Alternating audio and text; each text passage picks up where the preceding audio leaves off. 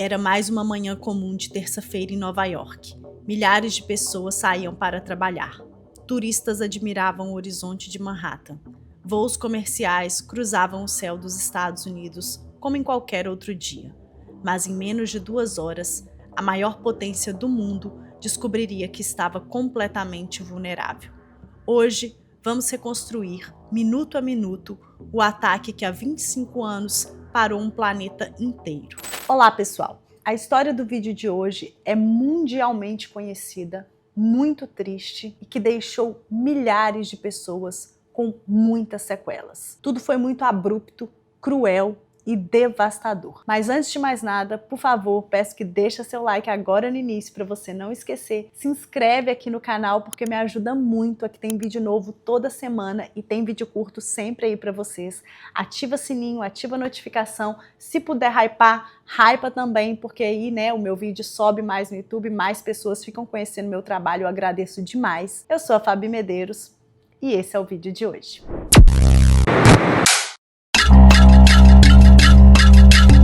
O caso de hoje se passa em Nova York. Era uma terça-feira, 11 de setembro de 2001. O céu estava incrivelmente limpo, azul, sem nuvens, visibilidade perfeita, assim, aquele céu para voar. Nessa época, em setembro, em Nova York, não é inverno ainda, né?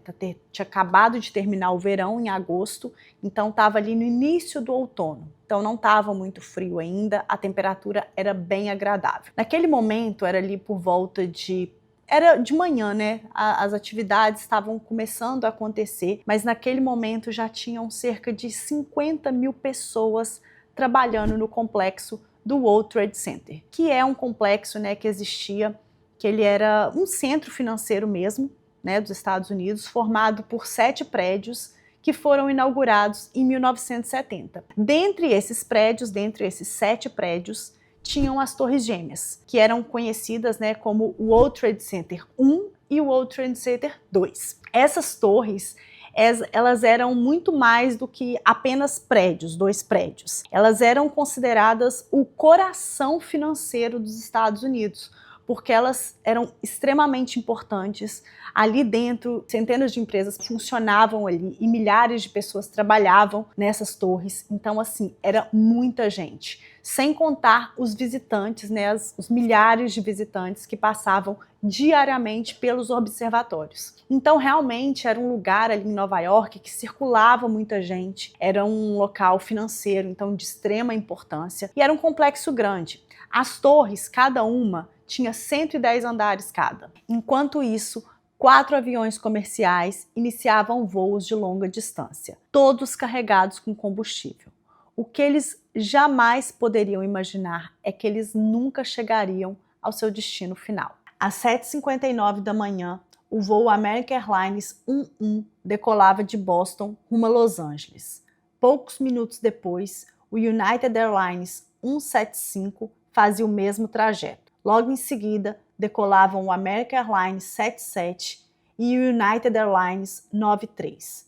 Eram voos absolutamente comuns, até que cerca de 15 minutos depois, tudo começou a mudar. Em cada um dos 4 voos, né, que decolou ali naquela manhã, tinham 5 pessoas que embarcaram discretamente como passageiros comuns. Não levantaram nenhuma suspeita. Eles estavam com pequenos estiletes no bolso, mas isso passava despercebido naquela época. Embarcaram e 15 minutos depois, né, que o avião levantou o voo, já estava lá sobrevoando, eles iniciaram o sequestro. Gente, e aí foi tripulante sendo atacado, piloto sendo assassinado, cabine sendo invadida. Assim, foi um caos. Eles começaram a desligar os transponders, né, que é aquele equipamento que identifica o avião no radar. Então, à medida que eles desligaram, né, isso, os controladores começaram a ver apenas pequenos pontos, né, ali na tela. Os aviões começaram a desaparecer, um a um. Naquele instante, ninguém imaginava, mas aqueles 4 voos faziam parte de um mesmo plano. Alguns controladores, eles chegaram, né, a escutar algumas transmissões e eram assim desesperadas, eram transmissões assim agoniantes. Comissários relatando que passageiros estavam esfaqueados, pilotos sem resposta, grito, muito grito, silêncio. Bom, naquele momento era o começo do maior ataque terrorista da história moderna. Lembrando, gente, que as Torres Gêmeas, elas sofreram um ataque em 26 de fevereiro de 1993, quando eles colocaram, os terroristas colocaram explosivos dentro de uma van e estacionaram ela em uma das garagens das torres, e ali eles explodiram. Nessa explosão, 5 pessoas morreram e mais de 1.000 ficaram feridas. Mas mesmo assim eles consideraram danos leves, sabe? Não consideraram que foi uma grande coisa, porque eles de fato não conseguiram fazer assim um estrago maior. Mesmo assim, no ano seguinte, foi construído uma barreira de concreto que impedia que os veículos se aproximassem das torres. Então, para que ninguém estacionasse ali nas garagens, para que evitasse um novo ataque. Essa medida foi considerada extremamente ótima, poderosa. As pessoas se sentiram ainda mais seguras e pensaram, tá tudo certo, então isso não vai acontecer nunca mais. Até que veio o 11 de setembro, 8 anos depois. Às 8h46 da manhã, o primeiro voo, aquele American Airlines 11, ele surgiu sobre Manhattan, voando muito baixo e muito rápido. E isso chamou a atenção das pessoas que estavam ali na cidade. Então todo mundo meio que começou a olhar para o céu, era bem cedo, as pessoas estavam saindo para trabalhar, indo nos metrôs, pegando ônibus, pegando táxi, andando, aquela movimentação, Nova York, acordando, acontecendo. As pessoas começaram a olhar para o céu e falaram, gente, o que é aquilo? De repente, bum! Esse avião, ele atinge a Torre Norte, que é uma das Torres Gêmeas. Tem a Torre Norte e tem a Torre Sul. Então o avião já foi ali, bum! Atingiu a Torre Norte. Nesse momento, gente, aquele combustível, ele se espalhou e tudo começou a pegar fogo. Foi fumaça preta subindo, fumaça branca, pessoas correndo, aquele desespero. O trânsito começou a ficar todo congestionado, não tinha para onde ir, as pessoas estavam muito apavoradas, gente, porque o barulho foi, assim, quase ensurdecedor. Mesmo quem não estava na ilha, quem não estava ali em Manhattan, conseguiu escutar de tão alto que foi. Então, nisso, a polícia, óbvio, já foi acionada, já começou a direcionar toda a polícia de Nova York. Minto, nesse momento não era toda a polícia ainda. Alguns distritos, Nova York é tipo o 13º distrito, 10º pelas ruas, 17º, 19º. Então, todos os distritos ali, perto de Manhattan e de Manhattan, começaram a se direcionar ali para a área do World Trade Center. Só que estava já tão congestionado nesse momento que eles precisaram abandonar a viatura e sair correndo no meio das pessoas para conseguir chegar lá. Outras pessoas também começaram a abandonar seus veículos e começou aquele caos, todo mundo a correr, uns em direção, outros contra, um monte de gente machucada saindo do prédio, ali da torre, aquele verdadeiro pandemônio, gente, assim, horror total. Mas eles não sabiam que o pior ainda estava por vir. Naquele momento, assim, a gente está falando de Nova York, gente? Então, várias emissoras de TV já estavam ali transmitindo tudo ao vivo, toda aquela tragédia. E enquanto estava todo mundo ali, envolvido naquilo, eles começaram a perceber que um segundo avião estava se aproximando. Era o United Airlines 175, que atingiu assim, a Torre Sul. Pois é, gente, nesse momento a segunda torre foi atingida, o impacto foi pavoroso, foi até pior do que o primeiro. Um monte de destroço do avião, corpos, várias coisas, foram lançadas ali sobre Manhattan. As pessoas estavam incrédulas, porque esse ataque ele foi filmado ao vivo para milhares de pessoas que estavam assistindo, acompanhando tudo ali naquele momento. As pessoas não estavam acreditando no que elas estavam vendo. E ali naquele momento, se até o primeiro impacto, eles achavam que era um acidente, um avião que estava tentando pousar, perdeu ali o controle e acabou colidindo, com a Torre Norte. Mas quando aconteceu esse segundo impacto, eles passaram a ter certeza que aquilo ali não era um acidente e que sim, os Estados Unidos eles estavam sofrendo um ataque terrorista. O espaço aéreo, então, ele foi fechado, né, rapidamente. Caças militares foram acionados, a Casa Branca entrou em alerta máximo, porque ali na cabeça deles ela já era o próximo alvo. Eles não sabiam, né, quantos mais ataques teriam.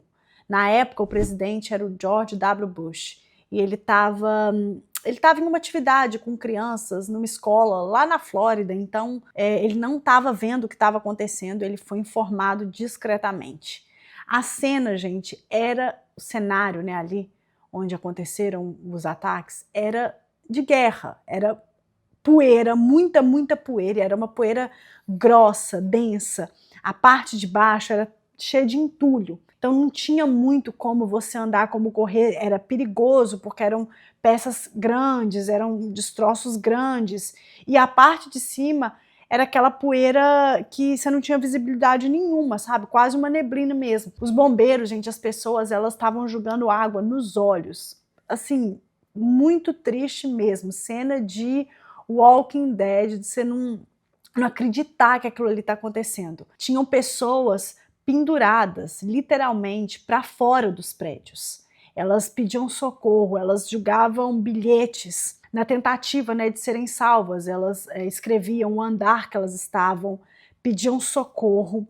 Muitas preferiram pular, porque acho que nesse momento não é nenhuma escolha, sabe? É ali assim, é entre a dor de ser carbonizado vivo ou você pular para a morte. É tenebroso, gente, é tenebroso. As imagens são arrepiantes mesmo. E teve uma policial que ela conta que ela viu uma pessoa pular na frente dela e essa pessoa, antes de chegar, né, no solo, ela caiu em cima de uma outra pessoa que estava ali embaixo e ela esmagou essa outra pessoa. Então essa policial, ela viu ali 2 pessoas morrerem instantaneamente na frente dela. Ela conta que pior do que a imagem, então assim, é difícil você imaginar um trem pior, né, do que essa imagem, mas ela fala que o barulho é ainda pior, porque ele é brutal. Ela diz que nunca conseguiu esquecer esse barulho, que ela teve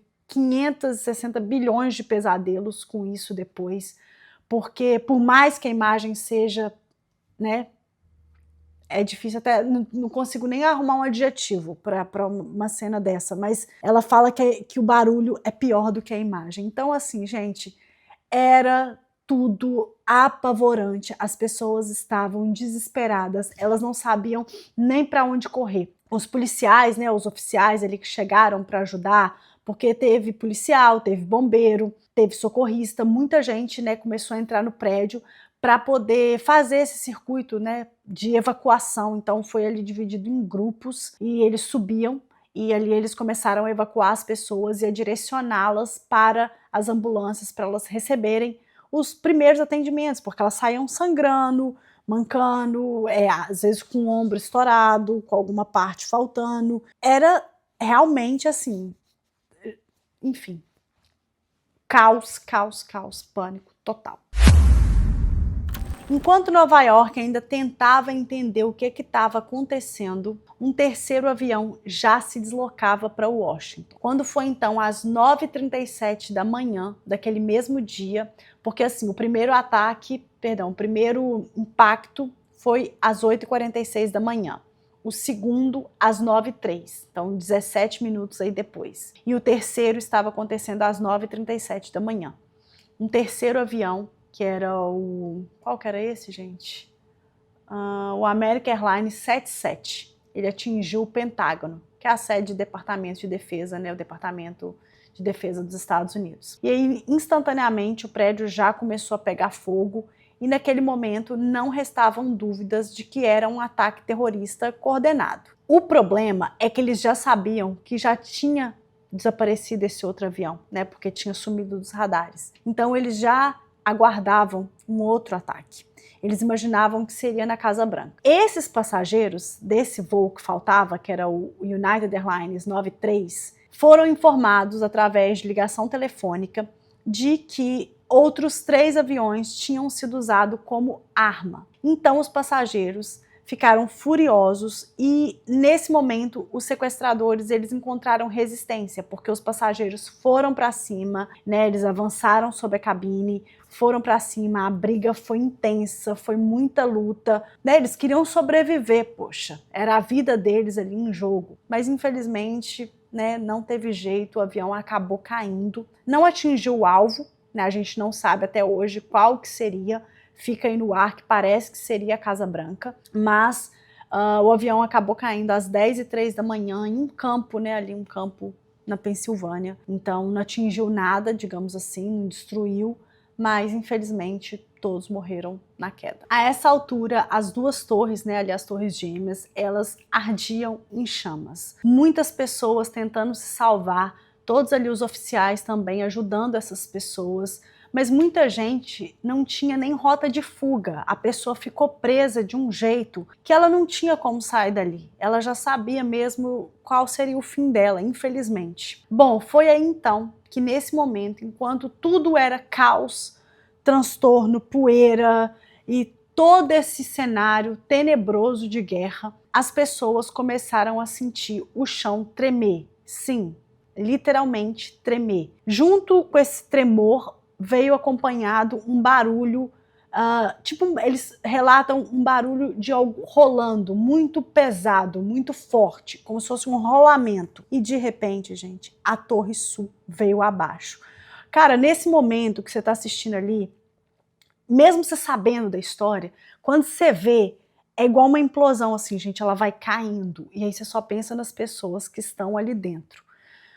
Cara, foi milhares de pessoas soterradas, pessoas em viaturas, pessoas correndo, pessoas que já estavam sendo queimadas, oficiais, os bombeiros, eles choravam, não tem outra palavra, é devastador, assim, de uma angústia que te toma inteira, é muito, muito triste, né? E tudo sendo ali assistido ao vivo, um caos total. Sem contar as pessoas que enquanto corriam, né, aquelas que ainda estavam conseguindo correr, elas foram pisoteadas, então muitas provavelmente morreram pisoteadas, tentando fugir daquilo tudo. Tem o caso, um policial relata, acho que ele era o tenente de um dos grupos ali da operação, no que ele tentou correr, ele escondeu em um dos outros prédios, né, ali do complexo do World Trade Center. Então, ele fala que o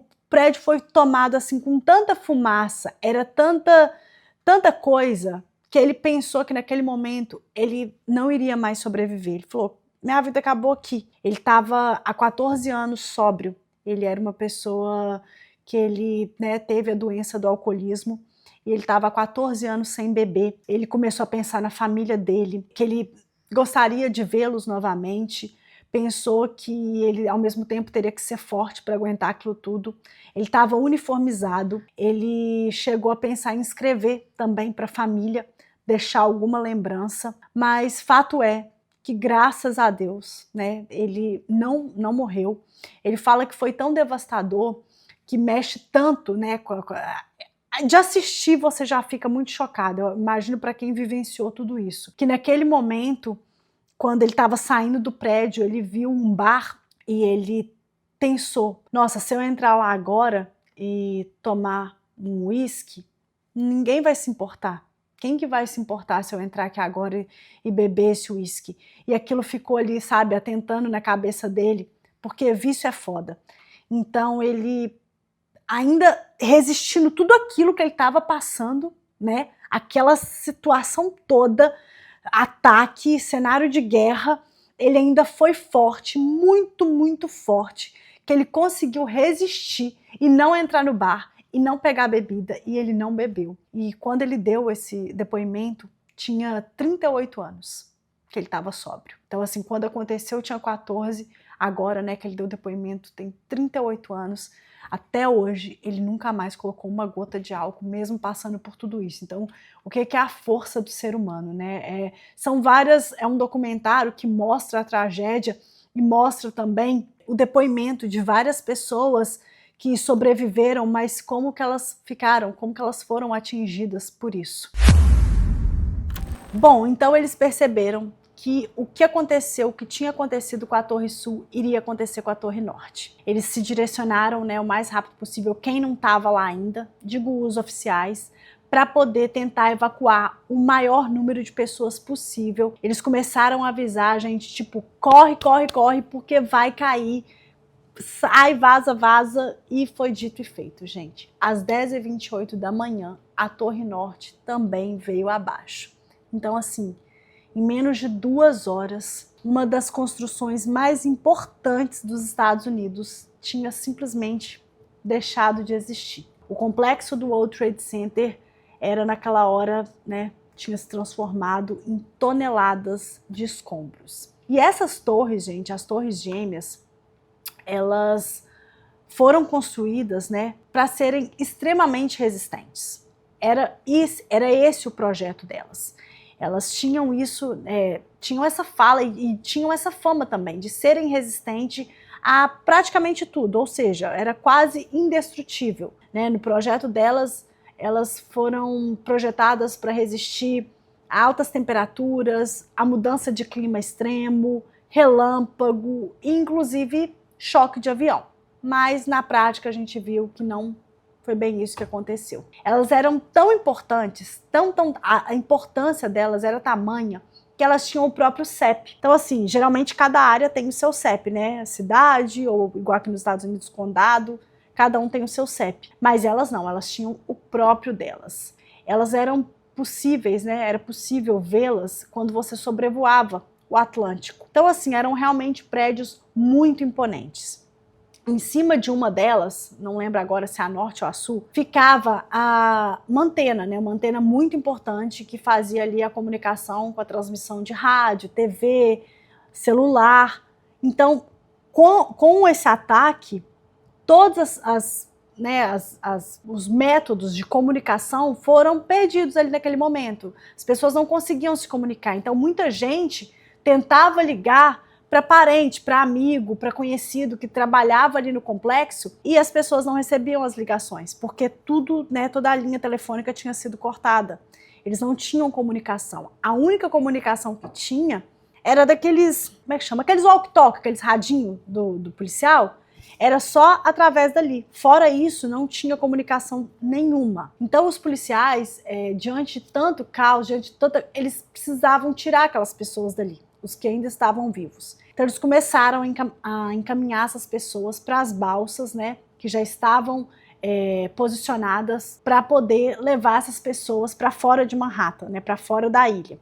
E Nova York tinha parado totalmente, não funcionava metrô, ônibus, nenhum tipo de transporte, nada andava.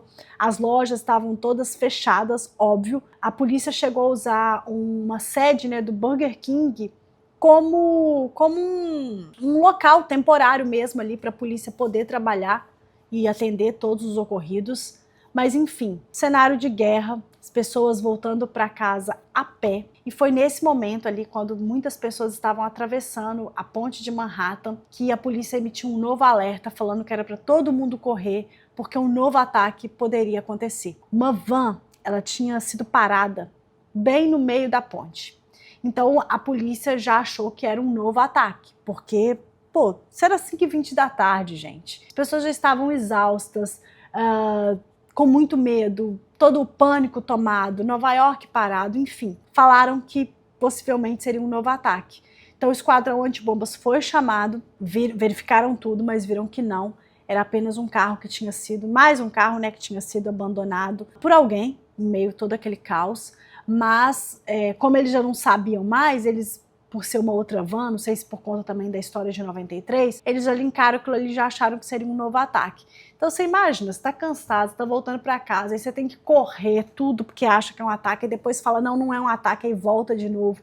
Então assim, gente, nossa, triste, triste, triste demais. O último resgate ocorreu 27 horas após o primeiro desabamento, mas depois disso, infelizmente, eles não conseguiram encontrar mais ninguém. E aí, ali na sequência, né, foi preciso identificar todos esses corpos, um a um, então um trabalho bem minucioso. Eu falo resgate, gente, mas é resgate de gente falecida, né? porque essas pessoas precisavam, né, ser identificadas, as famílias queriam respostas, queriam dar um velório justo, digno. Então, realmente foi um trabalho bem ali detalhado da polícia. O número de vítimas é avassalador. Vou ler aqui para vocês, foram 2.976 civis, 37 policiais portuários, 343 bombeiros e 23 policiais da cidade de Nova York. Muitos deles, inclusive, né, muitos desses oficiais morreram ao voltar para resgatar mais pessoas, né? Teve uma brigada, gente, que ela morreu a brigada inteira. Ela foi soterrada. Então, assim, triste, triste, triste demais. Eu mesma, eu limpei a casa de um homem, né, de um casal. Hoje ele casou de novo, mas na época que aconteceu esse ataque, ele namorava uma moça, eles estavam noivos, com o casamento marcado, com tudo pronto. Ele conta que era o amor da vida dele. Dá para ver claramente a tristeza no rosto dele quando ele me contou essa história. E ela faleceu nesse ataque, né? Ela trabalhava em uma das torres, ele morava em Nova York na época. E ele, literalmente, da segunda para a terça, ele perdeu a noiva, os planos, os sonhos, tudo. Tudo foi tirado dele. Ele fala que ele contou que ele nem acreditava que aquilo era verdade, que parecia um pesadelo, que em algum momento alguém ia falar, acorda, ei, você estava sonhando. Mas não, foi tudo verdade mesmo. Ele tem a foto dela até hoje na parede da casa dele. Bom, até a época que eu limpava a casa dele, ele tinha essa foto na parede da casa dele. Para você ver como que marcou, né, de alguma forma, uma história que ele não conseguiu viver. Foram 9 meses de buscas que duraram até maio de 2002. Sempre que um oficial, né, socorrista, um policial, um bombeiro era encontrado ali nos escombros, era localizado, todos paravam, colocavam, né, a bandeira dos Estados Unidos sob o corpo do oficial e ali todos os outros levantavam e saudavam o amigo ali, né, que tinha falecido. Então, um gesto muito bonito que eles fizeram com cada oficial que morreu em operação que era encontrado. Até hoje, 25 anos depois, 60% das pessoas foram identificadas, mas existe aí, né, esses 40% que nunca foram encontrados e que infelizmente as famílias não conseguiram, né, enterrar esses entes queridos e dar um fim a toda essa história, se é que tem fim. Esses ataques mudaram tudo, principalmente nos Estados Unidos e no Afeganistão. Aqui nos Estados Unidos, o que acontece, gente? Vários oficiais, né, que estavam trabalhando ali na operação para poder encontrar os desaparecidos, esse trabalho não terminou só enquanto os escombros estavam ali ao redor do World Trade Center, porque tudo foi levado para um lixão. E aí, muitos oficiais eles foram designados para poder fazer essa busca no lixão. Então, buscava o quê? Buscava parte de corpos, bens, né, das pessoas, tipo identidade, anel, relógio, tudo para poder ter o que entregar para as famílias que não tinham, né, digamos, um corpo para enterrar, mas qualquer coisa era válida. Então, os policiais foram para lá, muitos bombeiros, para poder encontrar esses objetos e também, eventualmente, ali até um corpo. Porém, quando eles começaram a trabalhar nesse lixão, não foi dado EPI para eles, então era tudo sem luva, sem máscara, sem nada. Só depois de um tempo é que entregaram esses EPIs para eles, mas já era tarde demais.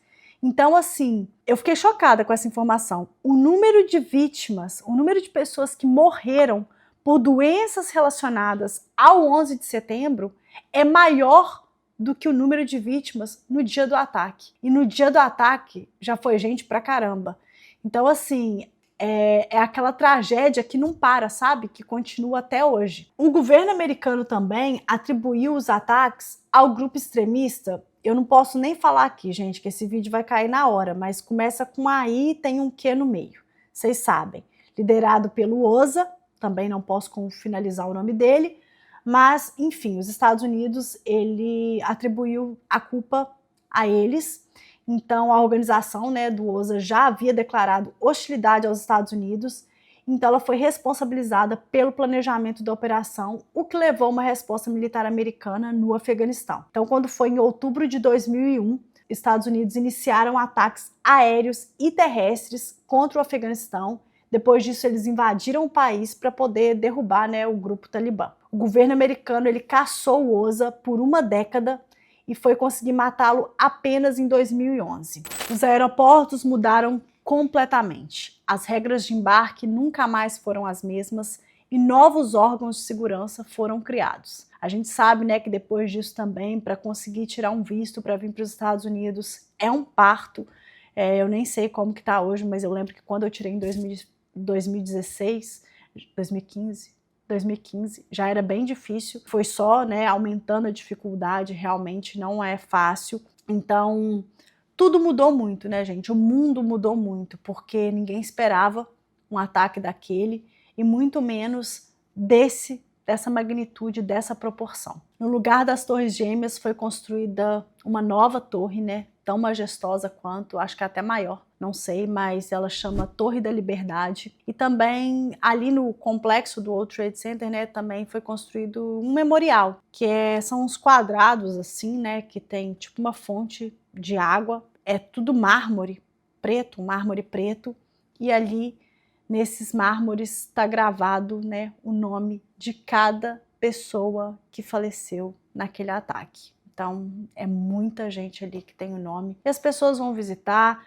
Quem já foi, né, no museu, lá no memorial, fala que é muito triste, que tem aquela sensação, aquele peso. Eu nunca fui, mas enfim, tenho vontade de conhecer um dia. Mas a gente sabe que esses lugares são muito tristes e muito carregados. Não tem como não ser. Mais de 2 décadas se passaram. As Torres Gêmeas não existem mais. A fumaça desapareceu. Os escombros foram retirados. A cidade foi reconstruída, mas a ausência de milhares de pessoas continua presente na vida de quem ficou. Os ataques de 11 de setembro mudaram famílias, países e a forma como o mundo enxerga a própria segurança. Mais do que lembrar a tragédia, lembrar esse dia é honrar as vidas daqueles que se foram e também aqueles que, mesmo diante do impossível, escolheram salvar outras pessoas. Porque por trás de cada grande evento histórico existem histórias de pessoas comuns cujas vidas mudaram para sempre. Bom, pessoal, esse foi o caso de hoje. Eu espero que vocês tenham gostado.